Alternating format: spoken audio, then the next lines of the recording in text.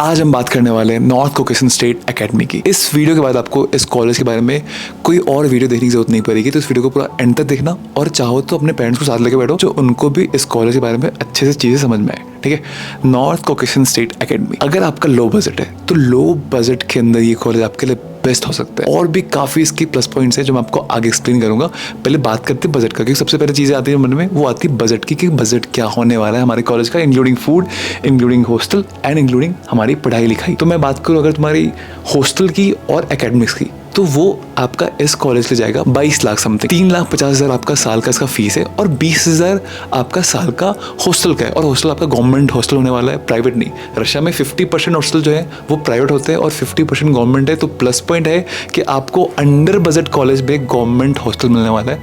बाकी government hostel की भी बहुत सारी चीज़ें होती है, मैं आपको आगे एक्सप्लेन करूंगा। तो बजट की बात जहाँ तक है तो इस कॉलेज की आपकी जाने वाली budget 22 lakh something, including hostel and including पढ़ाई। और सबसे इंपॉर्टेंट चीज़ इसका FMG पासिंग रेशियो। आपने सुना होगा कि 12% पासिंग रेशियो है, तो वो पूरा ग्लोबली है, ऐसे कोई स्पेसिफिक कॉलेज का या फिर स्पेसिफिक कंट्री का नहीं आपने सुना होगा। ठीक है, और रही बात FMG पासिंग रेशियो की, तो it's totally up to you. अब तुम एक बात बताओ मुझे कि किसी कॉलेज से 20% पासिंग रेशियो है, 80% वहाँ पे फेल कर रहे हैं, तो 20% कैसे पास कर रहे हैं? क्या वो अलग इंसान है? नहीं है, वो 20% मेनली पढ़ाई करते हैं।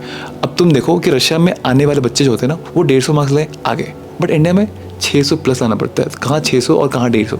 तो 150 वाले बच्चे पढ़ाई उतने नहीं किए होते हैं, बट उनके लिए तो गेट खुल गया अब्रॉड के लिए, और वो आ चुके हैं अब्रॉड। वहाँ आने के बाद भी ना पढ़े तो क्या तुम्हें लगता है MBBS एक बहुत बड़ी डिग्री और उसके बाद FMG उनसे हो पाएगा? तो ऐसे बच्चे की वहाँ पे रेशियो बहुत हाई है, and this is the only reason मेरे हिसाब से कि बहुत बच्चे FMG पास नहीं कर पाते हैं फर्स्ट अटेम्प्ट में। बट अगर आप फर्स्ट ईयर से ही क्लास के साथ साथ कंसिस्टेंटली 1-2 घंटे भी पढ़ने वाले हो फर्स्ट ईयर से, तो मेरे से तुम यहाँ पे रिटर्न ले लो, तुम फर्स्ट अटेम्प्ट में FMG पास करने वाले हो। और इसके अलावा इस कॉलेज का FMG पासिंग रेशियो भी काफ़ी अच्छा है। अंडर बजट के बाद FMG पासिंग रेशियो इतना अच्छा, भाई 22 लाख के कॉलेज में FMG पासिंग रेशियो इतना अच्छा होना ये बहुत रेयर होता है रशिया में। और सबसे खास बात, सबसे मज़े की बात कि इस कॉलेज का सीट फुल हो चुका था, बट अभी नीट का कट ऑफ जो हाई गया ना, इस चक्कर में 20 बच्चों ने अपना सीट बुकिंग कैंसिल करवाया, क्योंकि उनका कोई फ़ायदा नहीं होता। आफ्टर MBBS वो इंडिया में प्रैक्टिस कर नहीं पाए। तो 20 सीट सिर्फ फॉर्चुनेटली आपके लिए अवेलेबल है। अगर आप लोग कॉलेज देख रहे हो तो इस कॉलेज को मिस बिल्कुल भी मत करना। अब बात करते हैं वेदर पे गाइस। आपने सुना होगा इस रशिया में बहुत ठंड पड़ती है, स्नो होती है, क्लास जाने में हमें स्नो पे चल के जाना पड़ता है, जो आपको 1 साल तक अच्छा लगेगा, बट सेकेंड ईयर से आपको वो काइंड ऑफ डिप्रेसिंग लगेगा गाइस कि कहाँ आ गए हम। ठीक है, होता है कभी कभी किसी लोग को, बहुत लोग को होता है कि भाई मनाली जाते हैं, शिमला जाते हैं बर्फ देखने के लिए, और आपके सामने वहाँ पर रहता है फ्री में रखा हुआ, बट स्टिल वो सेकंड ईयर थर्ड ईयर से आपको नहीं अच्छा लगेगा। और इस कॉलेज की क्या खास बात है, यहाँ पे ठंडी बहुत कम पड़ती है और गर्मी भी पड़ती है, मतलब कि इंडिया की तरह काइंड ऑफ आपका यहाँ पे वेदर होता है। स्नोफॉल सिर्फ 10 से 15 दिन होता है साल में, तो ये भी काफ़ी अच्छी बात है कि स्नो जल्दी वहाँ से चला भी जाता है, तो ये भी वेदर के लिए काफ़ी अच्छा जगह है। और थर्ड पॉइंट है गाइस जो आपके पेरेंट्स के लिए काफ़ी इंपॉर्टेंट है, वो होता है मेस का। लाइक पहले रशिया में ना मेस फेस नहीं हुआ करता था, तो वहाँ पे फर्स्ट डे से ही स्टूडेंट खुद से कुक करते थे, बट इस कॉलेज में आपके लिए इंडियन मेस भी अवेलेबल है, और प्रॉपर इंडिया से शेफ आके, इंडिया से मसाला आके वहाँ पे आपके लिए खाना बनता है। तो ये चीज़ आपके लिए बहुत बहुत बहुत प्लस पॉइंट है कि वहाँ पे आपके लिए इंडियन मेस भी अवेलेबल है। और मेस की प्राइस अप्रॉक्स 1 लाख रुपीज़ होती है पर ईयर की, और 1 लाख को अगर आप डिवाइड करोगे ना तो 8-9 हज़ार बढ़ता है आपका महीने का।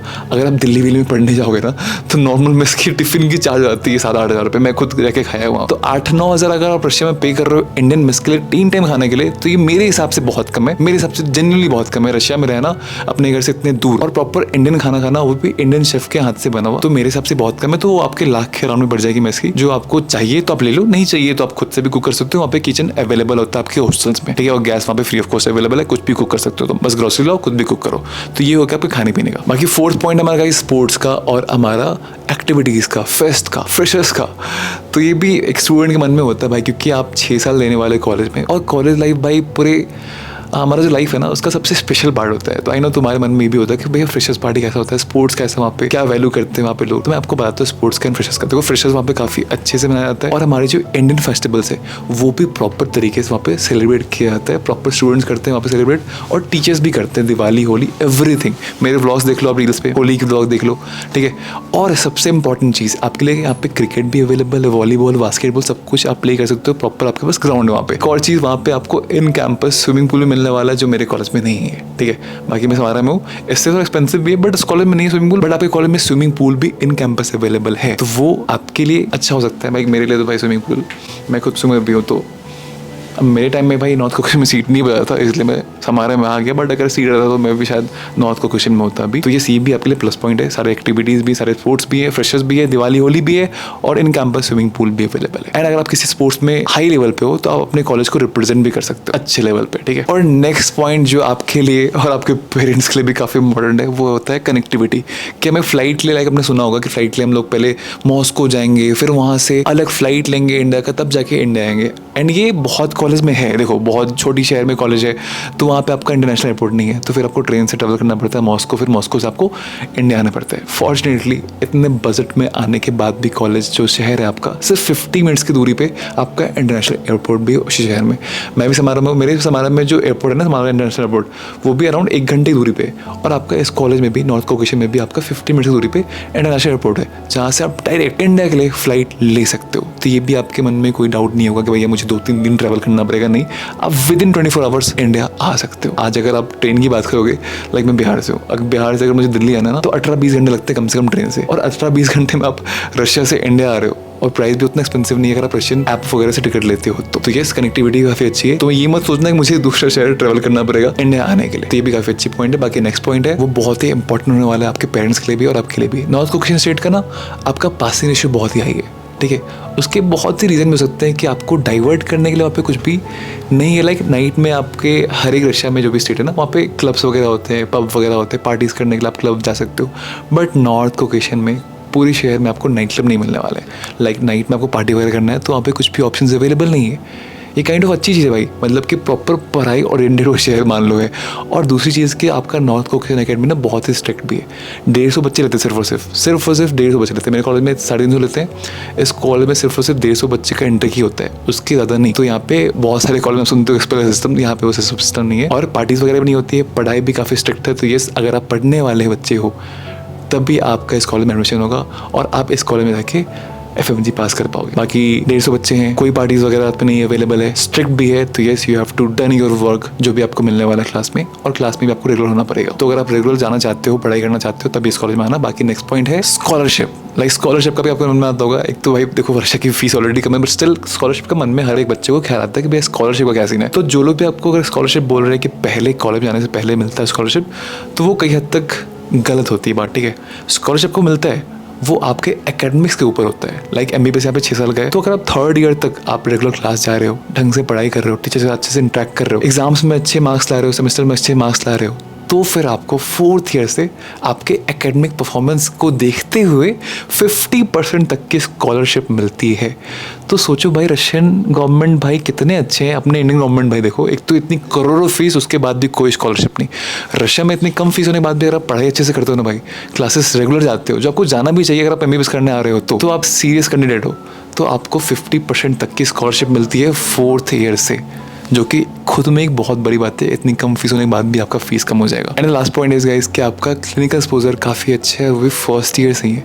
1st ईयर से ही प्रॉपर आपको इंजेक्शन लाने का मौका देते हैं ये लोग, और 1st ईयर से ही हर एक स्टूडेंट को ना प्रोफेसर साइन होते हैं, और आपको कुछ ना कुछ रिसर्च करके उनको दिखाना पड़ता है। मतलब कि पढ़ाई ओरिएंटेड बहुत ही अच्छी कॉलेज है भाई।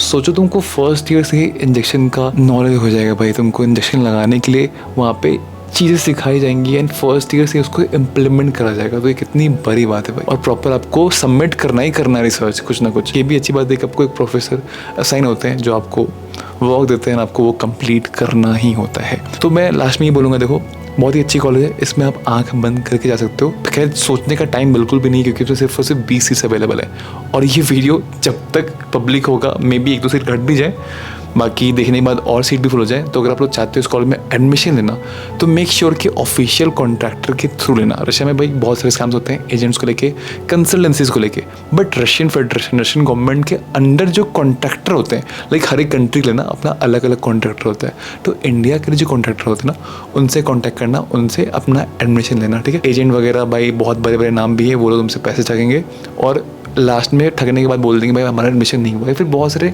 चीज़ें वो तुमको जाने के बाद भी ठग सकते हैं एज अ मिसलीनियस चार्जेस, या फिर हॉस्टल में तुमको बोल देंगे भाई हॉस्टल का मेंटेनेंस चार्ज पे करना आपको इतना रुपया, तब क्या करोगे तुम। बट इन रियल ऐसा कुछ भी नहीं होता है। बट कंसल्टेंसी फ्रॉड करती है बच्चों के साथ, तो वो सब चीज़ से बच के रहना। बाकी कुछ भी हेल्प चाहिए होगा तुम्हें, मेरा नंबर व्हाट्सअप का यहाँ पे फ्लैश हो रहा हो, कहीं ना कहीं देख लो, तुम खोज लो, मुझे व्हाट्सअप पे टेक्स्ट करना। मैं जब भी फ्री होऊंगा, ये नहीं बोल रहा हूँ मैं तुम्हें इंस्टेंट रिप्लाई कर दूंगा, मैं जब भी फ्री होऊंगा ना भाई, तुम्हें जरूर कोशिश करूँगा मैं तुम्हें हेल्प आउट कर दूंगा पर, ठीक है। बाकी यस, अच्छी कॉलेज है, चूज़ करो, एडमिशन करो और अपना MBBS डॉक्टर बनने का अपना पूरा करो। टिल बी से बी हैप्पी एंड तब तक के लिए बाय बाय।